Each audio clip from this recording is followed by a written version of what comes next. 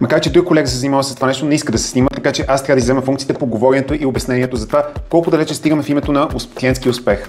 За какво става въпрос? Ето, обърнете внимание, тук има тип на момиче, което изглежда много щастливо, докато ръка на преден план паралаксно натиска бутончето един спрей. Сега проблема е там, че ако погледнете отблизо, че ръката в най-различни позиции шава напред и назад. Какво направихме ние? Ами направихме следното. Първо селектирахме най-подходящия пасаж, в който ръката изглежда на подходящо място. Да кажем ето тези две позиции. Отделихме ги и ги добавихме в друг софтуер за редакция. След като отделихме позициите, в които ръката ни се струва подходящо движението й, удължихме продължителността на това движение с 170%, така че движението стана малко по-бавно. След като бяхме готови с този отрязък, дублирахме 4 пъти, гръб до гръб. Два от словете се движат с нормална скорост напред, други два се движат с скорост назад. И когато ги долепим, движението се повтаря като бумеранг в Instagram. Ето така. Безшевно. А пък ръката извършва точните неща. Точния момент натиска бутона. Следващото предизвикателство, което клиентите никога няма да разберат всъщност колко усилия сме положили, е това, че спрея е много тънък, не се вижда добре и пръска над главата на нашия модел. Сега можем да оставим така нещата и да им обясним, че ние съжалявам, просто не сме го заснели добре, не се е получило много добре, съжаляваме, но не, ние сме от тази дума я замесен. Това, което ние направихме, е, че издирихме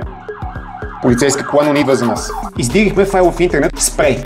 Спрея обаче очевидно е видео от пулверизатор, който пръска постоянно. Нещо, което спрея на нашия клиент не прави. И затова трябваше да създадем поредица от ключови кадри, в които ето, ако погледнете екрана, той се появява и изчезва в правилния момент. Когато това беше готово и спрей изглежда горе-долу реалистичен, намалихме плътността му от 100 на 60%, така че да не изглежда толкова плътен и бял наситен, а полупрозрачен. Следващата стъпка беше да замерим движението в специален софтуер на ръката. Ето тези точици тук показват движението на ръката на човека, който държи спрея. И по това движение на ръката напаснахме нашия пулверизатор да съвпада с движението на спрея постоянно, не просто да пръска в пространството. И в крайна сметка имаме един завършен, все още не е тониран. Нашата колежка ще го направи това нещо, но на техническо ниво е един завършен клип. Изглежда точно като истинско, погледнете.